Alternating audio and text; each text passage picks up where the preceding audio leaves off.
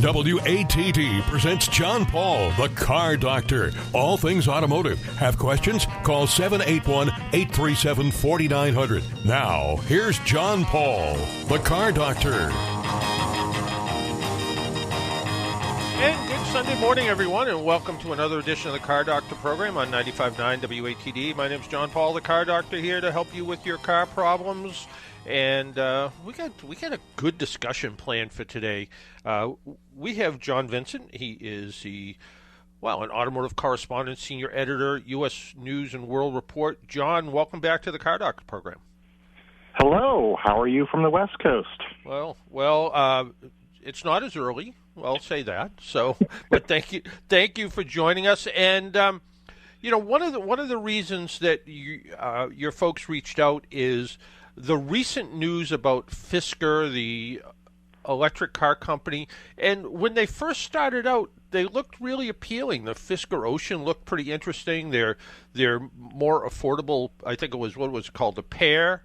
Looked like it was going to be a pretty interesting electric car, but all things kind of went off the table, right? That car company went off the rails very quickly. They had a good design. I was actually one of the fairly few American journalists to get to drive the car, and it was built well, but unfortunately its software was a mess, and the company just ran out of time to fix it all. Now, this is the second time or third time Fisker's gone bankrupt? Depending on how you define what actually were businesses, it's either the second or third. Because didn't whatever his first name was, Fisker, wasn't he going to build a supercar at one point? Henrik was going to build the Fisker Karma supercar, and the Karma still exists, but it's now part of a different company. Yeah, and it was. I remember seeing a prototype. I think it was at the New York Auto Show, and it was. Yeah, I guess. And I guess this isn't all. If you look at history and go back to sort of the beginning of the automotive timetable, probably more car companies went out of business than stayed in business, right?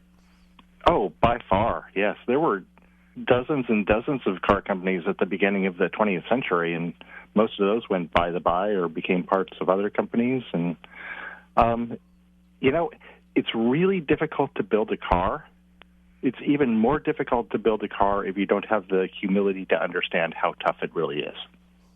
That's just a really good point. I remember years back, I was sitting somewhere with a bunch of folks, and we kind of were just, contemplating the future. And I said, I don't know if, someday we'll look back at Fisker and we'll look back at Tesla and think they were a lot like, Tucker.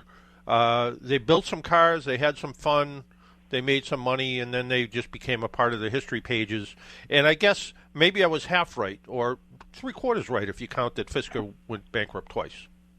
Yep, I agree. These guys have brilliant ideas. It's just really difficult to build a new car, especially at the same time as you're trying to build the technology to build them and the technology to make them run. So do you think there's going to be a financial angel come out of the woodwork to try to save Fisker, or you think this is it? I think this is it. Unlike a lot of car companies, Fisker had a contract manufacturer building their cars, which is one of the reasons why the build quality was really good. But they don't have any assets. They don't have a plant to sell. They don't have a lot of intellectual property to sell. There's no bones on the carcass, unfortunately, or no meat on the carcass. Well, and you bring up a really good point. If you look back at, Chrysler went bankrupt twice and was sort of saved by government money. GM took government money. Ford, rather than take the government money, just had the world's largest yard sale and sold everything they had except Ford, I guess. Like you said, Fisker doesn't have anything to sell. Exactly. And I suppose the rights to the company and what they own, the name probably, isn't going to be enough to keep them out of trouble. I think the name is probably a liability at this point, given the failures. What do you think about the people that actually bought a Fisker and now they have it? Now, and I also heard that Fiskers were, if the ones that are still available are selling for like 50% off of, MSRP. Think it's a good move to go buy one? No, it's a terrible move to go buy one. It's not like a traditional gas-powered car, which can go for years and years without ever talking externally to another computer. The Fisker is a software-defined vehicle, which has to, talk to the mothership every once in a while. Every time it has a major maintenance or you replace the 12-volt battery, it needs to get a reset code from Fisker. Well, if Fisker doesn't exist, where does that communication come from to get your car restarted? So in 3 years when that battery fails, you just have a really fancy-looking paperweight. You have a brick in your driveway. Yeah. Well, I guess that's probably that's probably a lesson learned maybe that, and again, setting Tesla aside a little bit, buying a car from a car company versus a technology company might make some sense.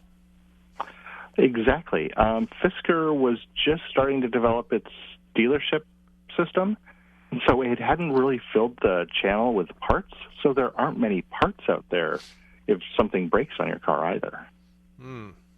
Well, where do you think this puts the other competitors like Lucid and Rivian that are in the EV space now, which seem a little bit more financially stable, but where do you think that puts them? I don't know that Lucid is all that much more financially stable, but it has a much better vehicle out there. The Lucid Air is fantastic. I was going to say, I love the car. The Lucid Air is a beautiful car. And Lucid also has a lot of intellectual property that they own that other manufacturers would love to have. So if they start going down, I can see another manufacturer coming in to absorb them just for their technology. Rivian, I think Rivian has gotten to a point, especially with this week's announcement from Volkswagen, that it has a path to profitability and survivability. And they're selling vans to Amazon, right? Because they're partially owned by Amazon. Right, yeah. Yes, very, very much so.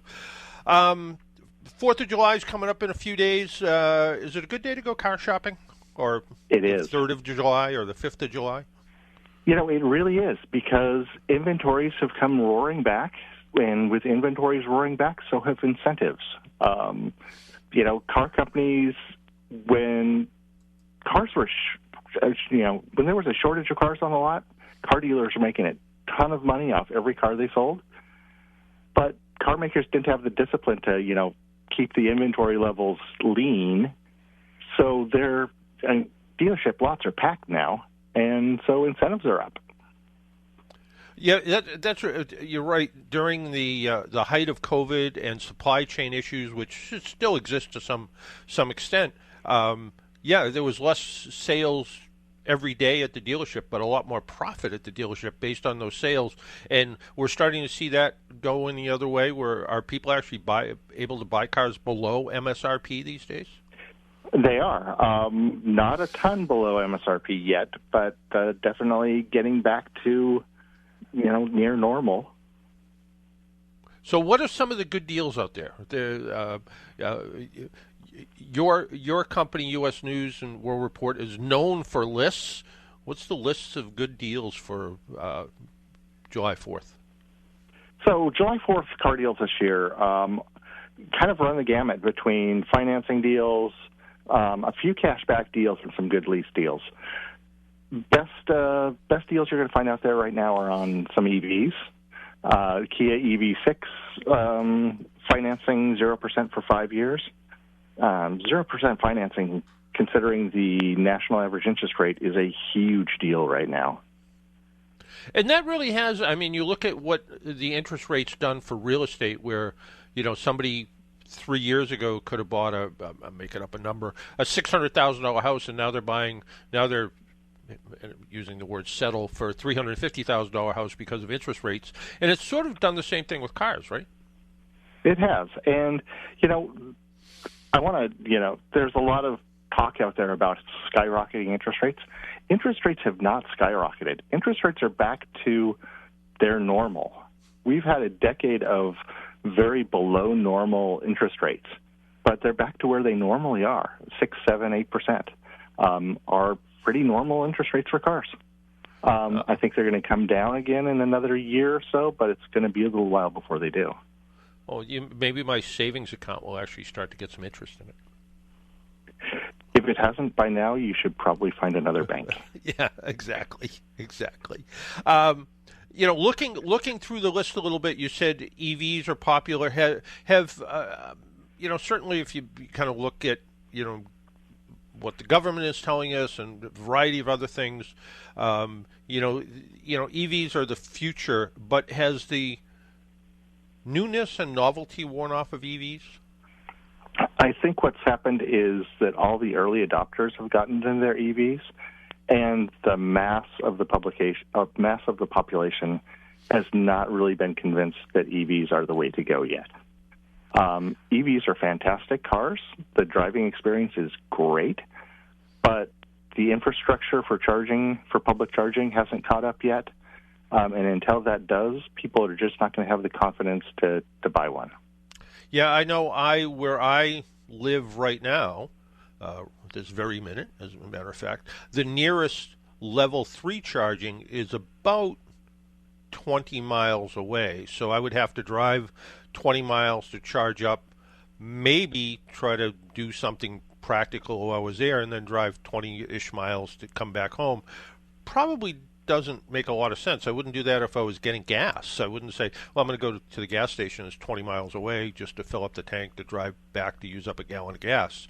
And level 2 charging where I am is also fairly limited, with a couple of park and ride sort of places, and they're slow, and unless you're going to leave the car for the day, it doesn't make a lot of sense. So until we see more of this faster charging, you think that's one of the keys that's slowing down EV sales? It is, and it's really not the fast charging around your home, because most EV buyers are going to charge their car at home overnight, which is the best way to own an EV. It's the most cost-effective way to own an EV, because fast charging costs a lot of money. But Americans don't buy the car that they need; they buy the car that they think they need. So they're looking at EVs and saying, "But what if I want to take that 600-mile road trip on Saturday?" And there's not a good solution for that without using fast charging. What most people are going to do is they're going to charge it overnight and drive their commute, drive a couple hundred miles on the weekend, and never need to touch a fast charger. But they want to know that they can. Yeah, and a really good point. I mean, I've had people say, so I have to plug in my car every night. And I'll say, well, what? I said, I don't know about you, but I plug in my phone, I plug in my tablet, my laptop's plugged in. If I go out to my storage shed, my cordless drill is plugged in, my weed whacker's charging out there probably. Everything's charging, it seems like. So what's one more thing to plug in if it's not all that hard to do and it's pretty convenient, and like you pointed out, the most economical way to recharge, both in that sort of cost per mile and also sort of kindness to the battery at the same time. Exactly. Fast charging is hard on the battery. Slow charging is not hard on the battery. And the other thing about charging at home is, you always hear but what if there's a disaster? If you're fast or if you're slow charging at home, every morning you have a full tank of gas. Can you say that with a gas car? No, you normally let that tank get down to a quarter tank or so before you go fill it up. Well, based on my daytime job working at AAA, we probably go out 1 million times a year to rescue people that ran out of gas. We probably go out 100 times a year to rescue people that ran out of electricity. So, yes. Yep, exactly. Yeah, it really is the case. So you mentioned in some of the deals out there, there's cash back, there's some 0% financing, which is fantastic. Leasing versus buying. There's some lease deals out there that look pretty good. Is there sort of a way to look at leasing versus buying, whether leasing is right for you, sort of thing? Absolutely. Leasing is not for everybody. It is the best thing for somebody who wants a new car every 2 or 3 years, doesn't drive too many miles, because going over the mileage limit on a lease can kill you financially. But for the right person, leasing's a really good option. And, I got to say, with electric cars, leasing is a pretty good idea, because you don't know where technology is going to be in 3 years. So, you don't know what a car you buy today is going to be worth in 3 years. Leasing looks pretty good. Yeah, really good point. I know my former boss was looking to go electric, and he was looking at a Tesla Model 3, which he ended up leasing based on my recommendation. I said, because you don't know. In 3 years, Tesla could come out with that same model with 100 miles extended range that costs the same amount of money, and it's like trying to buy a laptop, and you think you're buying the latest one on the market. In fact, by the time you get it home, you're noticing you already have to do software updates. Yep. One thing about leasing, though, I will say is, for most consumers, leasing is very confusing. Car dealers and auto manufacturers throw out the monthly payment, but that's not all there is to it. And you need to understand what's behind that monthly payment, how much is due up front, the requirements for gap insurance, the limitations on that lease, mileage. You have to get that leased vehicle serviced at the dealership on a very consistent basis. Otherwise, you'll violate the terms of your lease. So you just need to understand everything there is to know about what's behind that lease before you sign on the dotted line. I know someone wrote to me a couple weeks ago, and they were shocked at the fact that when they turned in their Mercedes lease, they got charged for a set of tires, because as part of the lease agreement, they're required to bring the car back with tires with at least 430 seconds of tread. Exactly. And you can't customize a leased car, because they will, even if what you consider that you put on it to be an upgrade, you will have to pay the dealership to take that off when you return the car from lease. You mean leasing that Mazda CX-50 and putting eyelashes on the headlights? Somebody wouldn't consider that upgrade? I don't know how many people would consider that an upgrade, other than maybe the owner. Yeah, I was going to say maybe the person who lives down the street from me thinks it looks nice on her car. But yeah, but it is. You are correct. You have to read the fine print, like people smarter than me say, the big print giveth and the little print taketh away sometimes. So you need to read and understand what you're signing, because it's a commitment for 3, 4, 5 years, and you have to stay with it. And leases are not generally easy to get out of. Right, which is another good point. That the days of a couple of years ago, like you pointed out, when there was supply chain issues and inventory issues, many dealers were calling up people that were leasing cars and saying, "Hey, you want to turn your car in early? There won't be any penalty, and we can put you into something new," because they were trying to get some used vehicles on their lot. Like you said, the lots are getting full now, and the idea of getting out of a lease early just so the dealer can have some inventory doesn't really exist as much as it did. Exactly. Yeah. So a little bit of trickiness in there, but still, if you're thinking about shopping, and like you said, for maybe it's a Mustang Mach-E, maybe it's a Hyundai electric vehicle, maybe something like the Mazda CX-50, which is a nice vehicle, or something even sporty like the Ford Mustang, right? Absolutely. And the Kia and Hyundai electrics have great leases going on right now.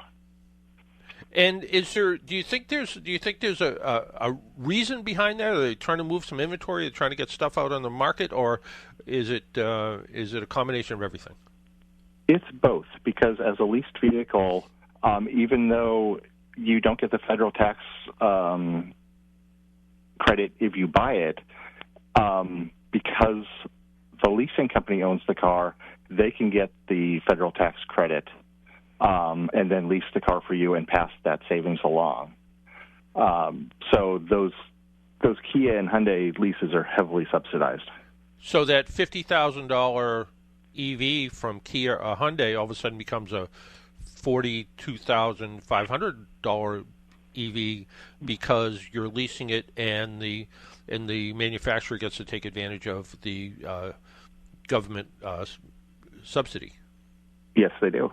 Perfect. And one car on your list that's sort of I don't know if it's a best kept secret or not, is the Mitsubishi Outlander. Mitsubishi in general, sort of that people kind of forget about it. And but the new Outlander is a pretty good car. The new Outlander, especially the plug-in hybrid Outlander, is a pretty good car. And one of the reasons it is because it's actually closely related to the Nissan Rogue. It's part of the joint venture between the two companies, and they've built a really good car. Well, it's kind of fits into that. Maybe it's about time kind of rule, but yeah, it is, yeah. And it's one of those vehicles that it's got a good look to it. It's got a good style to it, and there's 0% financing for 4 years. So, like you said, in what has become sort of normal interest rates of 7-8%. 0% financing, yeah, you need to put down, I don't know, $4,300 or something, $4,400, but you can come out with a pretty reasonable monthly payment, and then, like all leases, at the end of the lease, you have the option to buy the car.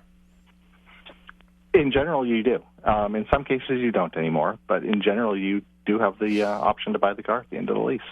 And you've driven it, you've maintained it, you know what kind of shape it's in, so as a used car, it might be a fantastic used car. Exactly. You have to be careful on that because it depends on what your residual value is. If you come back in and the cost to purchase it is above the market, you don't want to buy that car. But if it's at or below the market, then it can be a great deal.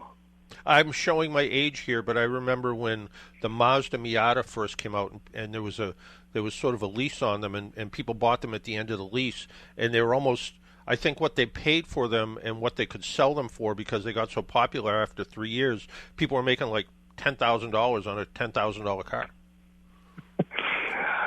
Are you telling me I should have kept my NA Miata? Okay. I think you should have, yes. Shouldn't everybody keep their Miata? It was a sad day in my life when my Miata went away for a minivan. Well, yeah, I can see how that would be. And let's face it, there's almost not much more fun for the money than a Miata. You know, top down, enjoy it, fun car to drive, absolutely. Hey, John, I want to. Best excuse ever. Yeah, the best excuse ever for learning how to drive a manual. That's right. And again, it's just sort of a fun car, and it's always fun to be around, and always good to hear from you and see what's going on at U.S. News and World Report. You guys always have a fantastic groupings of different things for people to look at. You can sort of fall down the rabbit hole at your website and reading about all kinds of different things and doing comparisons and looking how things are shaping up in the industry. Always a fun time, and do a little shopping at the same time. So always fun to talk to you. Thank you. Thanks for the opportunity to do this. And so I just want to wish you and yours a happy and safe 4th of July, and maybe we'll talk again soon. Yes, I hope to talk again soon. All right. Take care, John. Bye-bye. That was John Bye-bye. Vincent from U.S. News and World Report. He is a senior editor and correspondent, and him and the team he works with puts all of these lists together and come up with all kinds of great stuff. Why don't we take a break, pay some bills? Let's see. I have a follow-up on, my tire purchasing story, a car review to talk about, Volkswagen repair to talk about. We got lots of stuff to talk about coming up in the Car Doctor program today. So why don't we take that break? My name's John Paul. This is the Car Doctor program. If you want to join us, our phone number is 781-837-4900. You'll listen to the Car Doctor program on 95.9 WATD. We'll be right back. AAA is with you at every moment in your life. They have 24-hour 7 roadside assistance, which covers you in any car you're driving or riding in, even a rental or your friend's wheels. They have great member rates on home and auto insurance, savings on travel, hotels, and rental cars, and discounts on hundreds of your favorite brands. You're covered on and off the road. Learn more at aaa.com/join.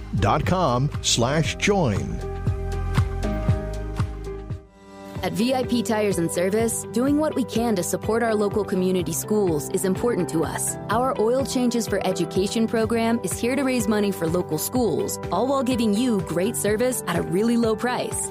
Here's how it works. Now through July 31st, when you come into the new Brockton VIP at 98 Westgate Drive, you'll get any Valvoline oil change for only $10. And we'll donate 100% of the proceeds to local public schools. A $10 oil change with 100% of the proceeds going to local schools. All at the new VIP Tires and Service, located at 98 Westgate Drive in Brockton. Excludes diesel vehicles. And why stop there with the great deals? Buy any 4 tires at our new Brockton store, have them installed, and we'll take $50 off the price. Any brand, any size. Help us support local schools and get a great deal on tires and the best oil change in town.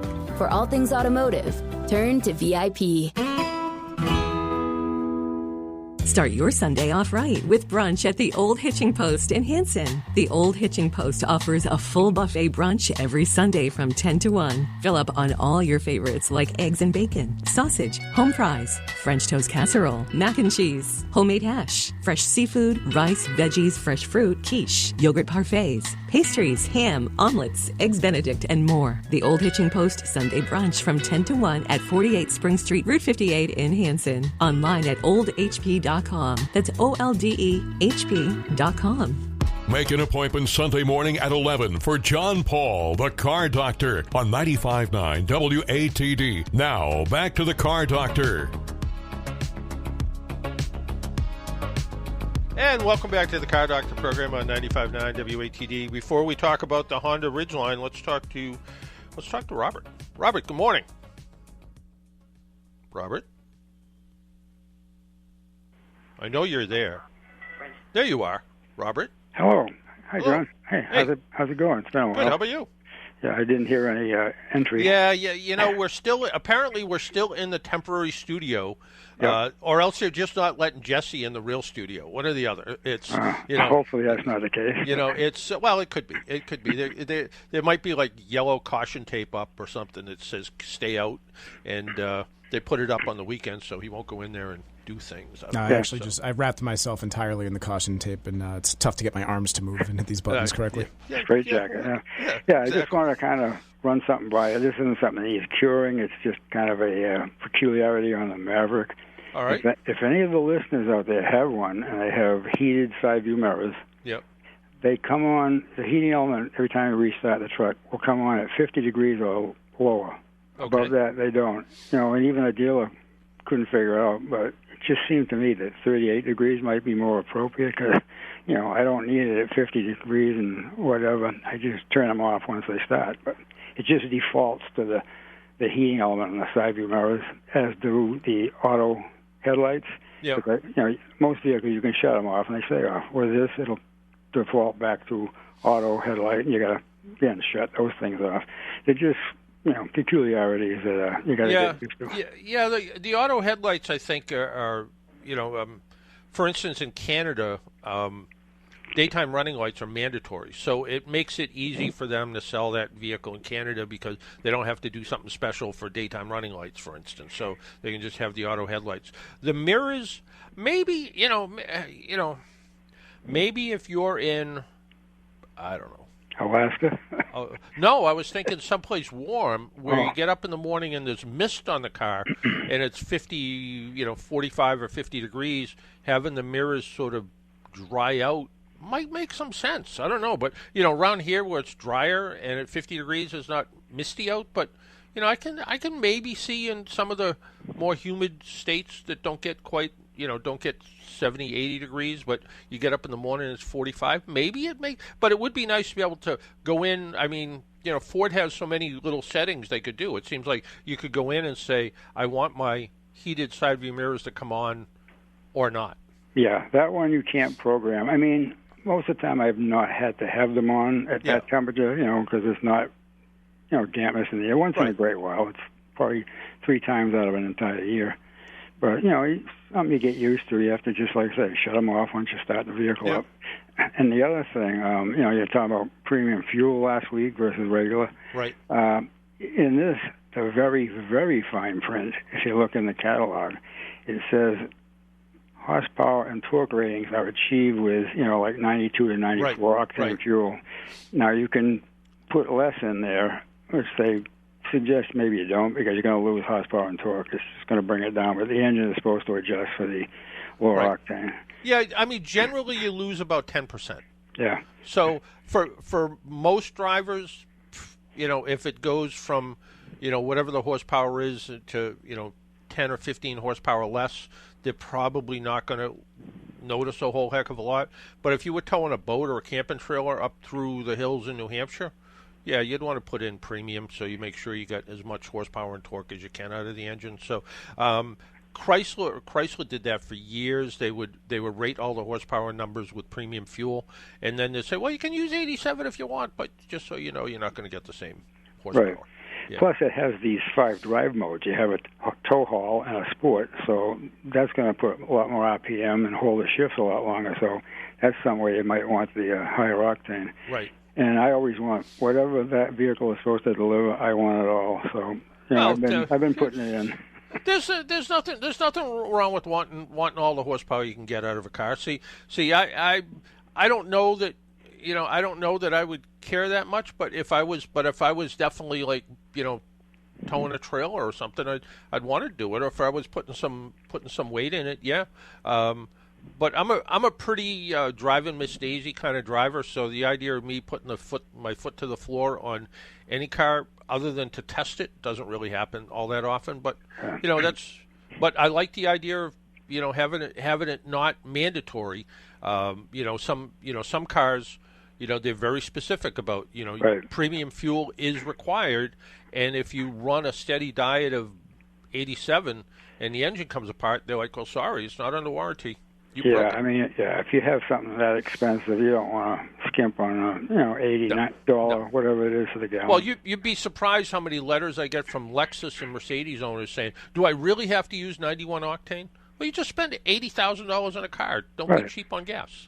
Yeah, I've never been, like yourself. It took you a long while to learn that some of these off-brands don't have any additives in it. I stopped using it when I was like 18 years old because the stuff would just burn off like nothing. And there was pinging and knocking, so even way back in the day. So I stick with the top-tier brands. Yep. No, top-tier gas in today's engines that can get carbon buildup in the combustion chambers. Top-tier gas helps clean it, and even after the fact, if you weren't using top-tier for a couple months and then you put it back in, it's going to clean up some of the combustion deposits.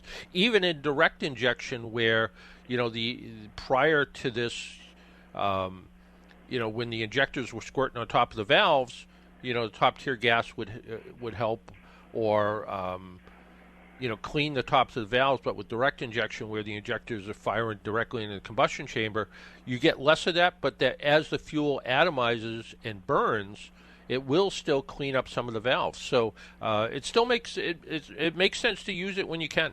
Absolutely. And a lot of times, I mean, I've noticed, especially near where I am, there's a Mobil, a Shell, and a Cumberland Farms. They're within. You can stand in one and see the other two. Mobil and Shell are top tier. Cumberland Farms, you don't know what you're going to get really. Right. They used to be Gulf, but they sold that off, so you don't know really what you're going to get for gas, and it's probably not top tier, and they're all within a penny of each other. So if it's all the same price, why not get the better gas? Yeah, that's the real mystery when you see the same price. I use a lot of BP, maybe Shell, and Irving, but yeah, when I see these off brands, it's the same price. Why bother? Huh? Yeah. Other than unless they have good food.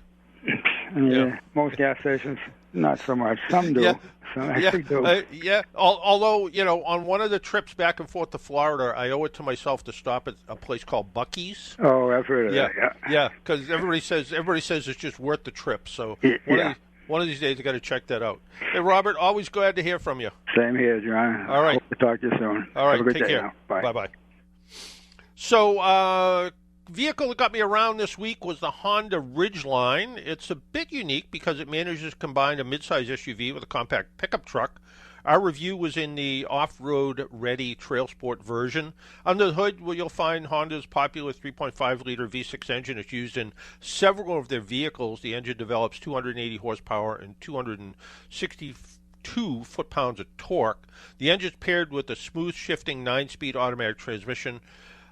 We were talking about the Mitsubishi Outlander. The one negative with the Outlander is it uses a CVT, and it uses Nissan CVT, which has not historically been that great. Anyway, so I like the idea of the 9-speed automatic transmission. It's used in, I think, some other makes too. It sends power to all 4 wheels because this is all-wheel drive. It uses Honda's torque vectoring all-wheel drive system, which comes standard on the Ridgeline.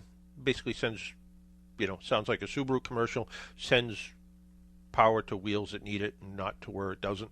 But it also helps handling on the road, so there is some handling improvement because of how the torque shifts back and forth. The combination is capable of towing up to 5,000 pounds. Pretty good towing capability. It's lower than some of the other trucks kind of in its size, but, you have a boat or camper trailer, it's going to be fine. You have a 40-foot camper trailer? No. But if you have a, 18, 20-foot boat or a 24-foot camper trailer, this will tow it just fine. Ride and handling, the Ridgeline is similar to any mid-sized SUV. Smooth, comfortable, good handling. When you compare the Ridgeline to a pickup truck, you'll be pleasantly surprised. The ride quality is really, really a little bit better than what you find in most trucks. The improved handling is due to the unibody design as opposed to body and frame construction, which is traditional in some pickup trucks, not all anymore, but some pickup trucks. Fuel economy is rated by the EPA as 18 miles in the city, 23 miles per gallon. On the highway, for the Trail Sport version, you lose about 1 mile per gallon because of the off-road style tires on it. The Ridgeline, like many vehicles today, comes with a robust suite of safety features, forward collision warning, automatic emergency braking, lane keeping assistant, automatic adaptive cruise control, all the stuff that you're seeing in 2024 cars.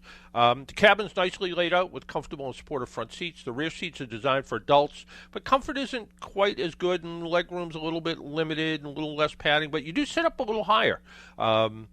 My wife and our next-door neighbor, they were both sitting in the back, and they were both sort of surprised how you sit up a little bit higher and you get a little bit better view out the windows. The controls are generally quite good. Honda uses a push-button setup for shifting, which does free up a bit of interior space over a conventional shifter. Takes a little getting used to. Call me old-fashioned, but I like a shifter. But I did get used to this pretty quickly because I've seen it enough times now. There's a wireless charging pad for phones, USB and 12-volt outlets, dual-zone climate control, nice touch. Front seats and steering wheel are heated. The infotainment system is large and bright.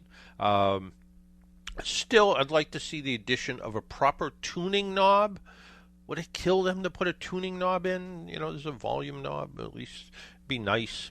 There's also redundant controls on the steering wheel. Our tester also had remote start, a nice feature to heat or cool the cabin. In addition, the large sunroof gave the cabin a bit more open air feel. And the rear window on our car also had a sliding window, so you can tilt open the sunroof, slide open the rear window. Just adds more ventilation inside the car. The cargo bed is really one of the things that sets this vehicle aside. It's actually a little bit bigger bed than some other smaller trucks. Certainly bigger than something like the Santa Cruz, which I really like, and which possibly may be my next vehicle. Who knows? But what's nice about this is a bunch of tie downs. There's a small side compartment, and there's a lockable trunk inside the bed. So you open up the back, and there's another cover in there, and it is, I don't know, it's the size of probably the trunk of a Miata. We were talking about Miatas with John Vincent earlier. It's the cargo thing is the built-in cargo box is pretty good size, and because it has a drain in it, apparently you can use it as a cooler. Which, I guess, if you do a lot of tailgating. The tailgate itself is a little bit unique, too, in that it is, they took a page out of old station wagons. If you remember something like a Country Squire or maybe a, Chevy Parkwood Estate or something, where you could open up the tailgate the normal way, but you could also swing it off to one side.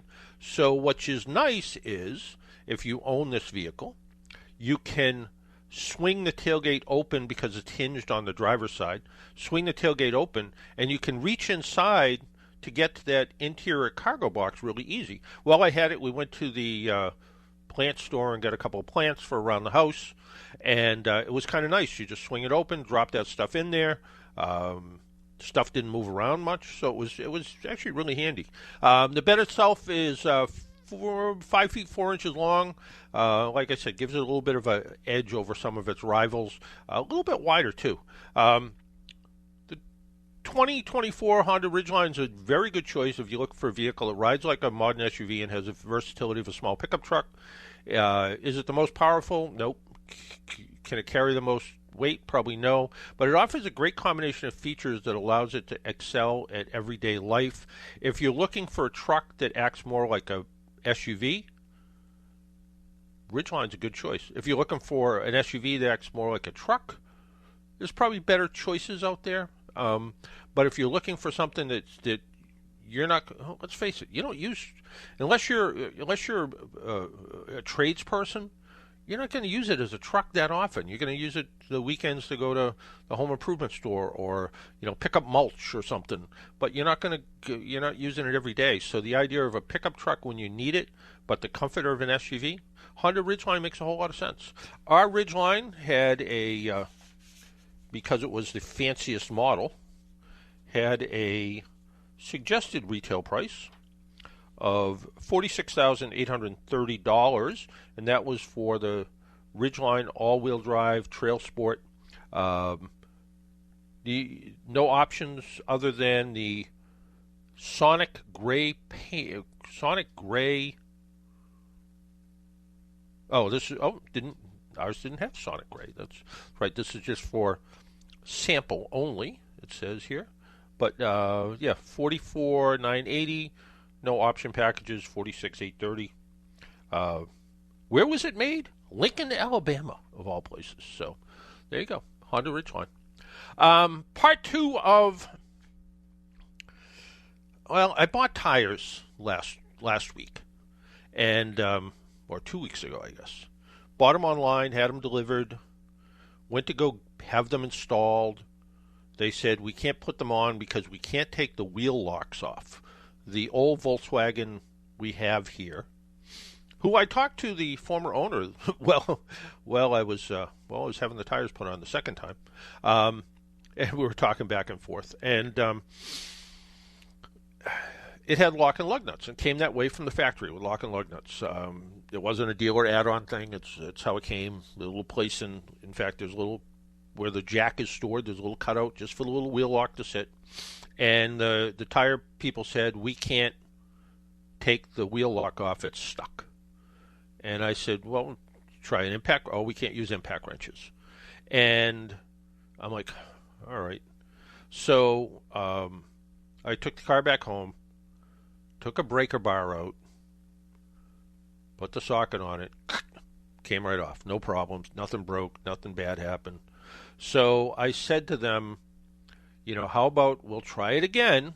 We'll come back, and if you know me, part of it is I'm cheap, and the tires were cheap, and the installation was even cheaper.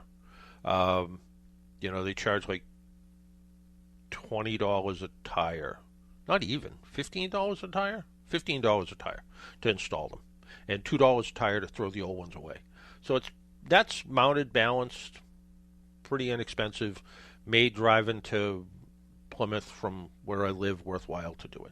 So I go back, but one thing I noticed was when I said,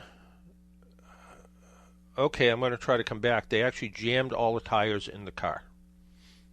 And they didn't put any plastic down on the seats. They just jammed all the tires in the car because it's a Volkswagen convertible and doesn't have any trunk room. And when I brought the tires there, I had 3 in the back seat and I had 1 in the trunk. Well, they stuck 3 in the back seat and 1 on the front passenger seat, which was pretty dumb considering my wife was with me and we had done shopping while we were at the store. So it's like, okay, where's my wife supposed to sit? So I came back and I said to him, hey, look, store the tires here. I'll be back in a few days. Let's make an appointment, and we'll give you a second try on this. I noticed when I got home, there was literally a tire print on the passenger seat. Now, it's an old car, and I don't really care that much, but they should have taken a little bit of care and put some plastic wrap down or something.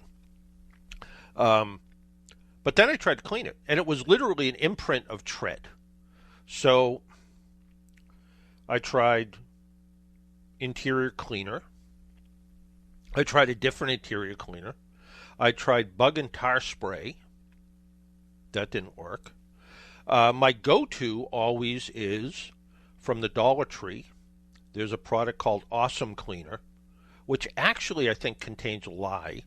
But when I first got this old Volkswagen, it was pretty, the people that had it were moving, and I swear they were moving all their plants, and they used this car to move everything in because it was pretty dirty inside. And I tried cleaning it with everything, and nothing worked. And I talked to the guy who reconditions, who cleans up the test cars that I drive. And I said to him, what do you guys use? And he goes, oh, go to the dollar store, buy some Awesome. It's $1. It's gone up to $1.25 now. And it will work really good. So I did that, and it worked really well. So I tried Awesome Cleaner on the Volkswagen seats, got nowhere. A little bit better. Honestly, the brake clean, not a good thing to use, by the way, on vinyl. What do they call it? Leather Tex? It's vinyl. It's fake vinyl. It's fake leather. It's not real leather. But I tried brake clean, and that probably did better than anything, but not much else. Then I remembered that the people from Bling sauce, remember, we've given away Bling sauce a few times over the past few weeks, and I used Bling sauce. Where I first heard of Bling sauce was their hot sauce, which people use to clean boats, and it cleans all the salt and junk off your boat. And then they went to the automotive product. Well, they sent me a bottle of the vinyl cleaner. I'm like, let's give this a try. So I sprayed that on there, and that was the one thing that did just a little bit better than everything else. And now it's to the point where you have to be in direct sunlight with the top down, and you kind of notice something going on the seats, but not much. So Bling sauce to the rescue. So I've had pretty good luck with their products, I got to say, and I think maybe till today or tomorrow, if you're interested in buying their products, go on their website, and if you put Radio 20 in the discount code, I think you can still get a 20% discount. And again, it's they sent me some little 3 little sample bottles. This is how all this started. They sent me these 3 little 3-ounce or 2-ounce bottles, leather cleaner, trim cleaner, and the exterior, we'll call it wax. It isn't really wax, but tried it all, and I liked it. And I called them up and said, hey, you want to go on the radio and talk about it? Because I like to talk about stuff I like. So there you go. So that's where that went. The other interesting issue is last week when I went to take the Volkswagen to the tire place the first time, I got in the car, ABS and traction control lights are on. I'm like, just what I wanted. And ABS and traction lights coming on aren't a danger. It just means the ABS isn't going to work and the traction control is not going to work. It's not wintertime. It's fine. In fact, it'll even pass for a sticker. So I took out my scan tool, and I was using the Innova scan tool. It's a tablet-based scan tool, and it showed that it was the left rear wheel sensor, and I went to use the scan tool again, and it wouldn't work.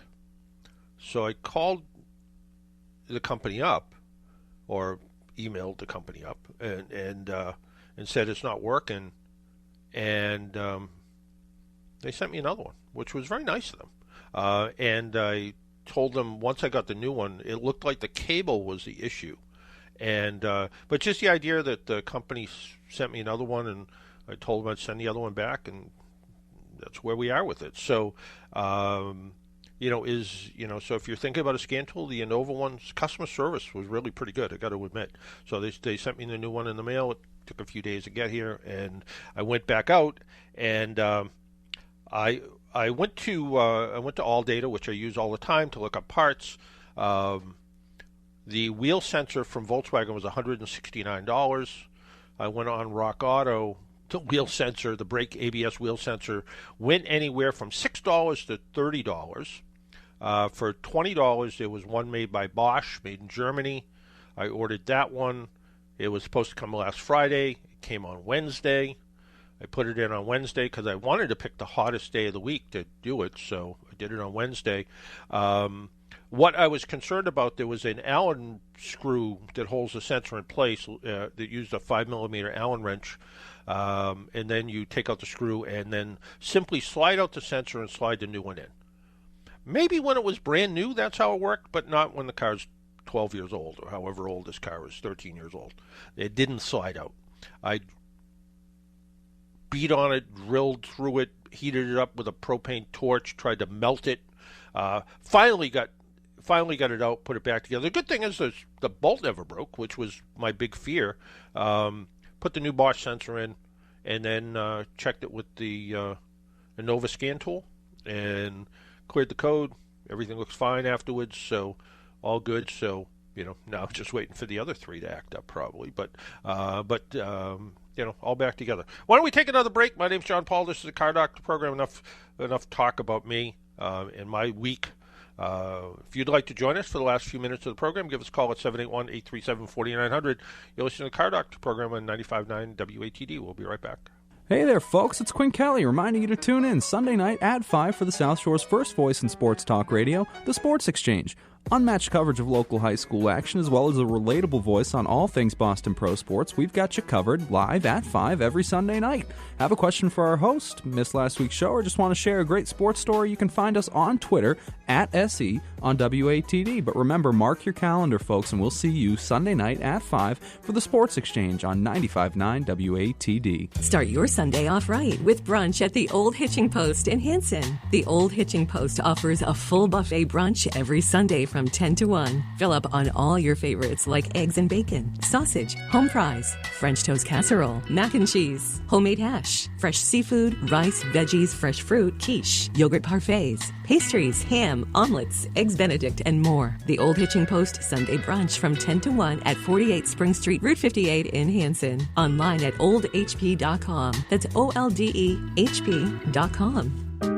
AAA is with you at every moment in your life. They have 24-hour 7 roadside assistance, which covers you in any car you're driving or riding in, even a rental or your friend's wheels. They have great member rates on home and auto insurance, savings on travel, hotels, and rental cars, and discounts on hundreds of your favorite brands. You're covered on and off the road. Learn more at aaa.com/join.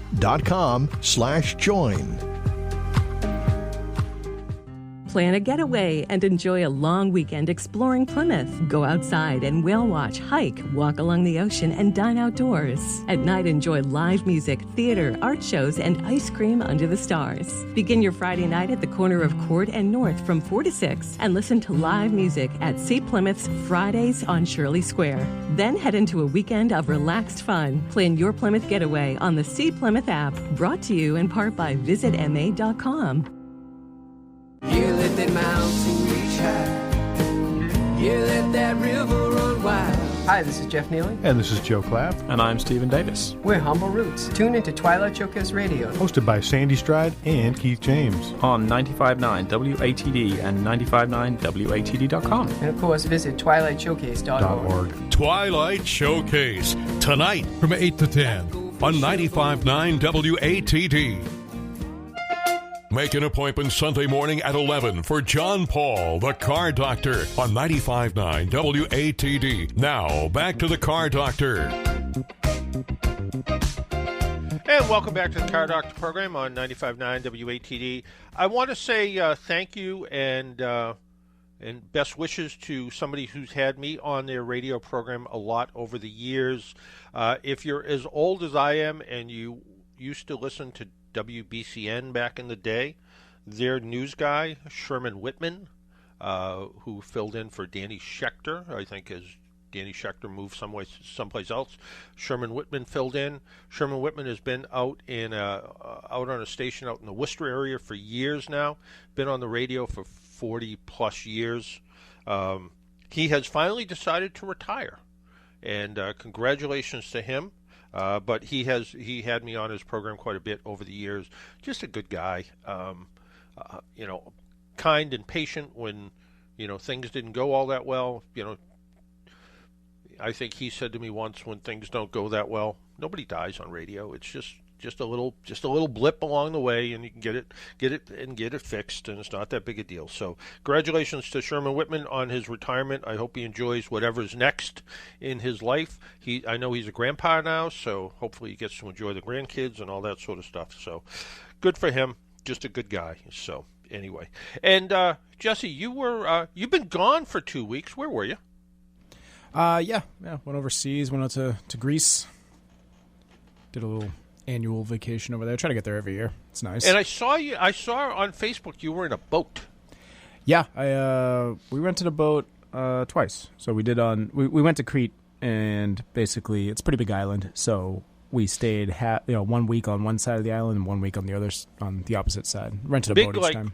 Like the Bahamas big, or big like Nantucket? I don't know. I don't know how it compares to those. You can drive from like one side of the island to the other in like maybe 3 hours, depending on... Oh, okay, so it's pretty big then. Yeah, depending on the road that you take, because it's super mountainous region. So if you have to, go from north to south, then it's going to take you longer than it would to go from east to west, because you have to go through the mountains. So it's and your driving uphill in stick shift vehicles is not very good, as I recall. You start spending more time in Greece, and you'll become a damn expert over time. Excuse my language, but yeah, I've gotten very good. So, and Crete was the ultimate test, because it was a lot of unpaved roads and really sharp turns, and roads that really did not. They just weren't wide enough for two vehicles, and we kind of made it. So you had to figure it out. So now I'm an expert. There you go. And was the water as blue as it looked in the pictures? Yes. The water looked fantastic. Yeah, I've never seen water look crystal clear. Absolutely gorgeous. Great for swimming and diving and stuff. There you go.